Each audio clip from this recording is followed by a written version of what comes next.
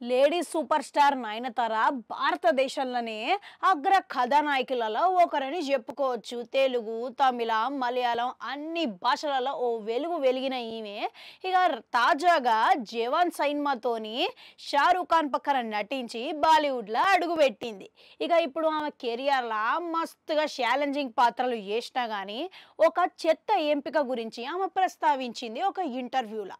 అయితే గది ఏందనంటే ఇక ఆమె చాలా ఏళ్ల కిందట ఒక పాపులర్ మీడియాతోని ఆమె పాత ఇంటర్వ్యూలా ఆమె కెరియర్లా అత్యంత బ్లాక్ బస్టర్ హిట్ అయిన గజినీ సినిమా గురించి మాట్లాడుకుంటా ఆమె కెరియర్లోనే చెత్త ఎంపిక అని పేర్కొంది.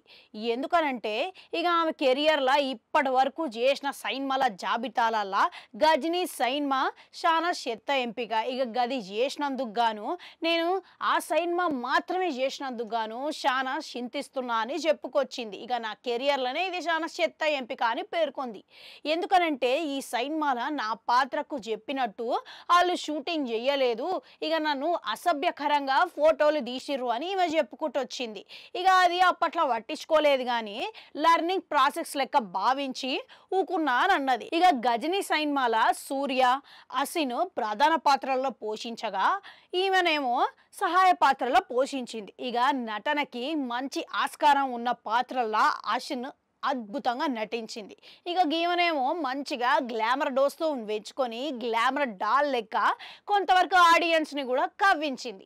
ఇక కెరియర్ మ్యాటర్కి వస్తే నయనతార శివరి సినిమా అన్నపూర్ణలా కనపడ్డది. ఇక గది కూడా ఆమె 75వ చిత్రం అంట. ఇన్ని సినిమాలు చేసింది చూసిర్రా. ఇక ఆమె ఏ రేంజ్లో హిట్లు అందుకున్నది అనేది ఇక ఇప్పటి వరకు కొనసాగిస్తూనే ఉన్నది. ఇక గేజు అన్ని పక్కకు పెట్టి మరి. అయితే ఈమె ఇంకో సినిమాలో కూడా నటిస్తున్నదంట. ఇక యష్ నటిస్తున్న టాక్సిక్ సినిమాలో కూడా ఈమె షూటింగ్ ప్రస్తుతం మస్తు బిజీగా ఉన్నాడంట. గట్లనే మలయాళంలో నివిన్ పోలితోని కూడా ఒక సినిమా చేసేందుకు సంతకం పెట్టిందంట. ఇప్పుడు ఇంకో సినిమా కూడా పోస్ట్ ప్రొడక్షన్ అయిపోతున్నదంట. ఇక గందుల మాధవన్, సిద్ధార్థ్ ప్రధాన పాత్రలలో పోషిస్తున్నారంట. ఇక ఆ సినిమా పేరు టెస్ట్ అంట.